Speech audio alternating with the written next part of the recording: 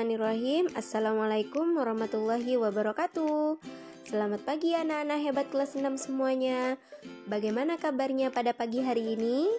Semoga kalian selalu dalam keadaan sehat walafiat dan selalu dalam lindungan Allah Subhanahu wa taala. Amin.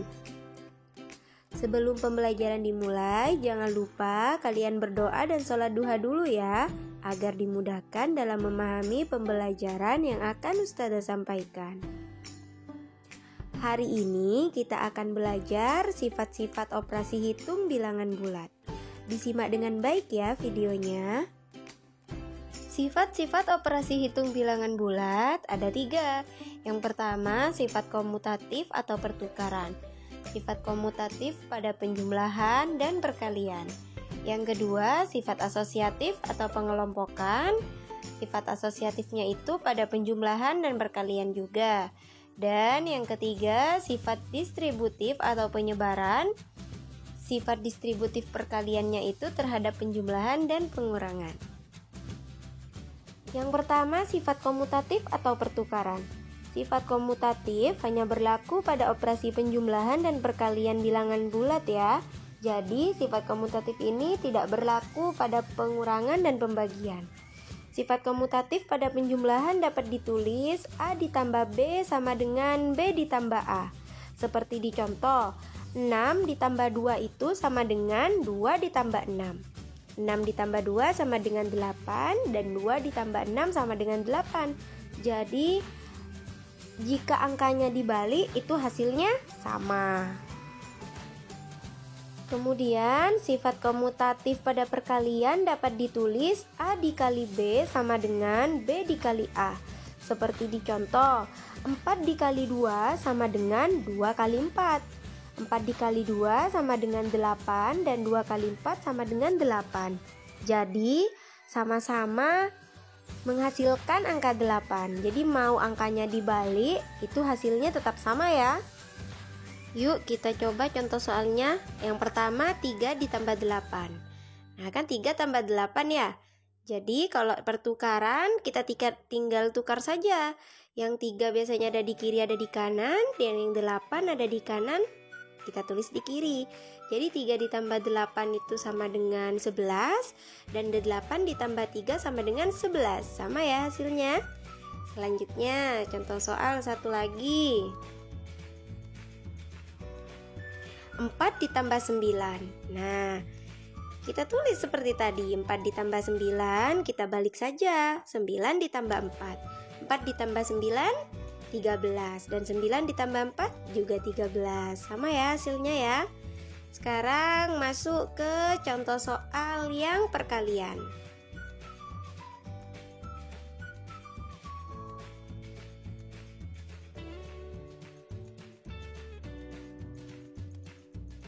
Contohnya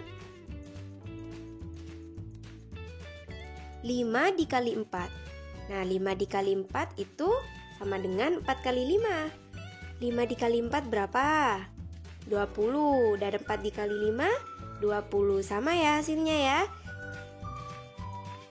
Yang kedua yaitu sifat asosiatif atau pengelompokan.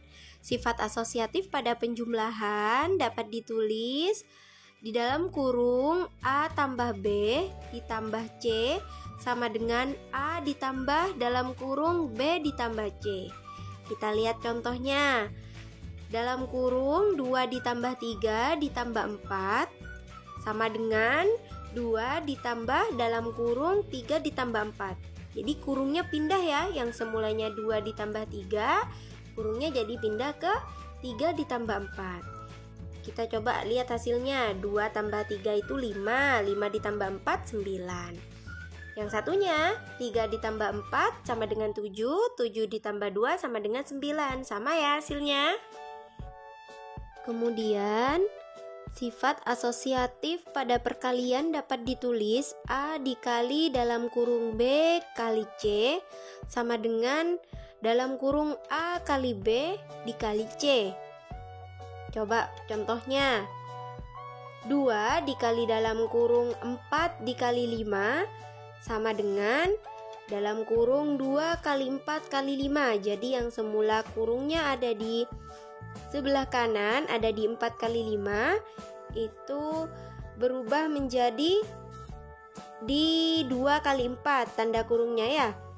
Jika sama-sama dikerjakan sama hasilnya. 4 dikali 5 itu 20, 20 dikali 2 40. Dan yang satunya 2 dikali 4 8, 8 dikali 5 40 juga hasilnya. Yuk kita coba contoh soal. Yang pertama pada penjumlahan ada 4 ditambah 5 tambah 8, di mana dalam kurungnya ada di 4 ditambah 5. Maka sifat asosiatifnya kita tulis dulu 4 ditambah 5 tambah 8, dan dalam kurungnya yang awalnya ada di 4 ditambah 5 menjadi di 5 ditambah 8. Jadi yang kurungnya awalnya ada di sebelah kiri itu pindah ke sebelah kanan. Kita coba kerjakan. 4 ditambah 5 9, 9 ditambah 8 sama dengan 17. Sedangkan yang satunya 5 ditambah 8 itu 13, 13 ditambah 4 17 juga. Sama ya hasilnya. Contoh soal satu lagi. Ada 5 ditambah 6 ditambah 9, di mana dalam kurungnya ada di 6 ditambah 9. Kita tulis lagi seperti tadi. 5 ditambah 6 ditambah 9, kita tulis lagi dulu. Setelah itu kan yang tadi kurungnya di kanan menjadi ada di kiri, yang awalnya ada di 6 ditambah 9 menjadi ada di 5 ditambah 6. 6 ditambah 9 berapa? 15. 15 tambah 5 20. Yang satunya 5 ditambah 6 11, 11 ditambah 9 20. Sama ya hasilnya ya. Jadi kalau sifat asosiatif itu kata mudahnya itu memindahkan tanda kurung. Seperti itu. Contoh yang perkalian sama saja. 3 dikali 4 dikali 5, di mana dalam kurungnya itu 3 dikali 4. Ya dipindah juga kurungnya menjadi 3 dikali dalam kurung 4 kali 5. 3 dikali 4 12, 12 dikali 5 60. Yang satunya juga sama. 4 dikali 5 20, 20 dikali 3 60. Jadi inti dari sifat asosiatif ini yang pertama tadi lebih mudahnya dalam memindahkan kurung. Yang kedua, yang dikerjakan terlebih dahulu adalah yang di dalam kurung. Diingat ya. Yang ketiga, sifat distributif atau penyebaran. Sifat distributif perkalian terhadap penjumlahan. Dapat kita tuliskan A dikali dalam kurung B ditambah C sama dengan kita sebarkan A-nya ke B ditambah C. Jadi A dikali B dalam kurung ditambah A dikali C dalam kurung. Seperti di contoh ada 2 dikali dalam kurung 3 ditambah 4. Jadi 2-nya disebarkan ke 3 ditambah 4. Jadi 2 kali 3 ditambah 2 kali 4. Selanjutnya, sifat distributif perkalian terhadap pengurangan. Dapat kita tuliskan A dikali dalam kurung B dikurangi C sama dengan dalam kurung A kali B dikurangi A dikali C. Seperti di contoh, 3 dikali dalam kurung 4 dikurangi 1. Nah, jadi 3-nya disebarkan ke 4 dikurangi 1 menjadi 3 dikali 4 dikurangi 3 dikali 1. Kalau yang penjumlahan, penyebarannya terhadap penjumlahan. Kalau yang pengurangan, penyebarannya terhadap pengurangan. Kita langsung ke contoh soal. Yang pertama, 5 dikali dalam kurung 4 ditambah 3. Nah, jadi 5-nya itu dikali disebarkan ke 4 ditambah 3. Nah, tandanya apa? Tandanya positif. Nah, karena tandanya positif, kita tulis dulu. Setelah itu 5-nya kita sebarkan. 5 dikali 4 dan 5 dikali 3. Sekarang kita coba kerjakan. 5 dikali 4, 20. 5 dikali 3, 15. 20 ditambah 15, 35. Jika kita kerjakan yang di ruas kiri, 4 ditambah 3, 7. 7 dikali 5, 35 juga, sama ya hasilnya ya. Selanjutnya contoh yang kedua untuk yang pengurangan. 8 dikali dalam kurung 5 dikurangi 3. Sama caranya, hanya saja tandanya yang tadi positif berubah jadi negatif. Jadi 8 dikali 5 dikurangi 8 dikali 3.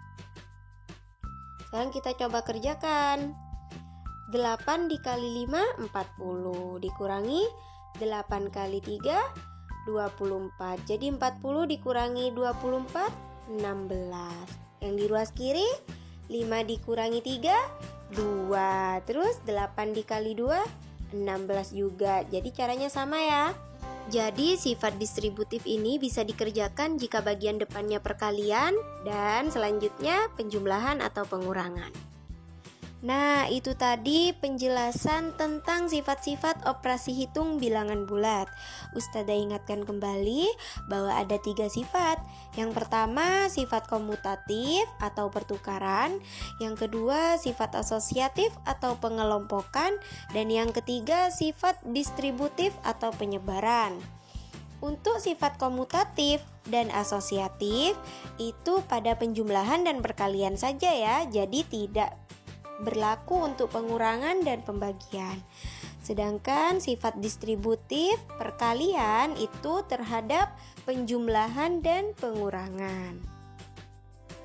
Sampai di sini dulu pembelajaran kita hari ini. Semoga bisa bermanfaat ya. Tetap semangat, jaga kesehatan, dan jangan lupa sholat 5 waktunya. Ustazah akhiri, wassalamualaikum warahmatullahi wabarakatuh.